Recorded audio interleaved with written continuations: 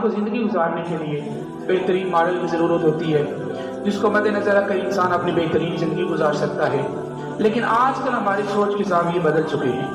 آج کل ہماری سوچ کے زاویے بدل چکے ہیں. کوئی کسی فلمی ایکٹر کو اپنا آئیڈیل کہتا ہے, کوئی کسی مالدار کو اپنا پیشوا سمجھتا ہے, کوئی کسی عہدیدار کو اپنا آئیڈیل سمجھتا ہے. اب اس اقتدار یہی وجہ ہے کہ حضرت انسان اپنے آپ کو بند گلی میں کھڑا دیکھا, جہاں پہ سوائے طریقوں کے, سوائے اندھیروں کے حضرت انسان کو کوئی چیز نظر نہیں آتی. اور جب حضرت انسان روشنی کا سوال کرتا ہے تو آواز آتی ہے, میرے بندے یہ روشنی, یہ اجالا تمہیں اور کہیں سے نہیں ملے گا. اس کا فقط ایک حل ہے, تو میرے محبوب کریم صلی اللہ علیہ وسلم کی نقش قدم پہ چل, میرے محبوب کے تلووں کی دھول کو اپنی آنکھوں کا سرما بنا لے, میرے محبوب کریم صلی اللہ علیہ وسلم کے نقش قدم کو اپنے سر کا تاج بنا لے.